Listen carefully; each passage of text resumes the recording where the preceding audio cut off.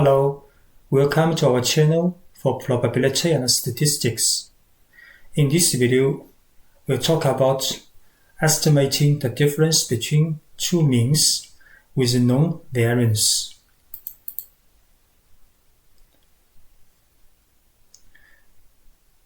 If we have two populations with mean mu1 and mu2, and with the variance sigma 1 square and sigma 2 square, and they are independently normally distributed.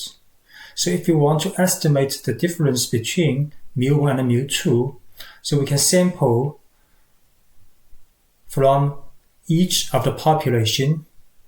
So the sample average difference x bar 1 minus x bar x2 bar can be an estimate, a point estimate of the population difference mu1 and mu2. So we can also expect the sampling distribution of x1, x2's difference to be approximately normally distributed with mu1 minus mu2 and a standard deviation which equals the square root of sigma 1 square divided by n1 plus sigma 2 square divided by n2. So here n1 and n2 are the sample size from the population 1 and the population 2. So when n1 and n2 are infinitely large, so x1 bar and x2 bar will be very close to the normal distribution.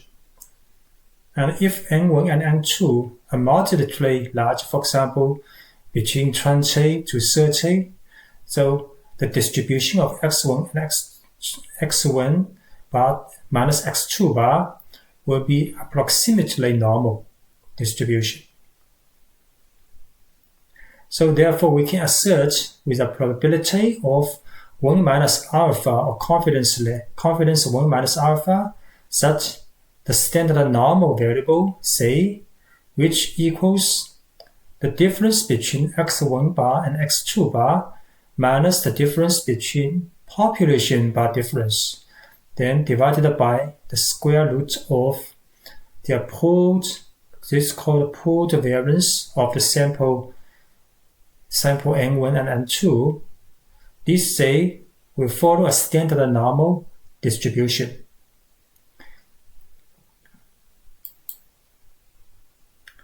And we can also write, say, probability, say, between two critical levels.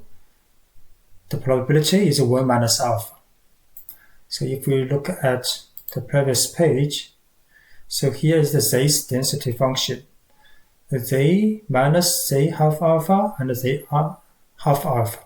If alpha is 0.05, so Z half alpha is critical value of, say, 0.25. 0.025, and this is the critical value of the minus 0.025 Z value. And the shaded area is the probability of 0.95. So this is the confidence.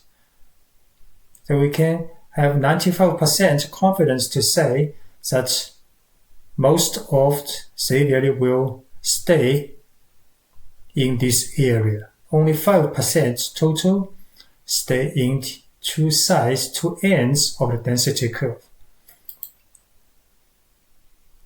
And if we substitute for D, we can get this form. Then in the end, we can get the confidence interval for the population mean difference mu1 and mu2 will be between the lower bound and the upper bound. And each bound is a point estimate of sample average minus or plus a term. This term is the critical value they have alpha times the pooling standard deviation from the sample. So we look at an example. A study was conducted in which two types of engines A and B were compared. Gas mileage in miles per gallon was measured, and 50 experiments were conducted using engine type A, and 75 experiments were done with engine type B. The gasoline used and other conditions were held constant. The average gas mileage was 36 miles per gallon for engine A and 42 miles per gallon for engine B. So the question is, find a 96% confidence interval on μB minus μA, where μA and μB are population mean gas mileage for engines A and B, and assumes that the population standard deviation are 6 and 8 for engines A and B respectively. So it's very clear from the population description, the population mean difference is what we want to estimate, and the population variance are known for the two populations A and B. So we can use the sample average mu x bar minus xa equals 6 as a point estimate for the population difference.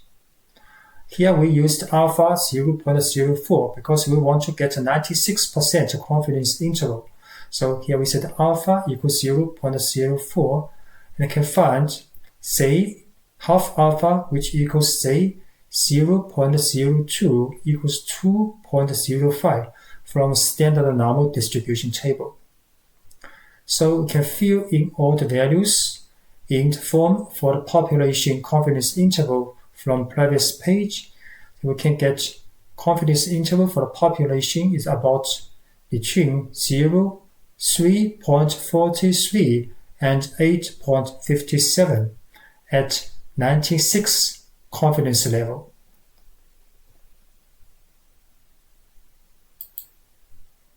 Thanks for watching.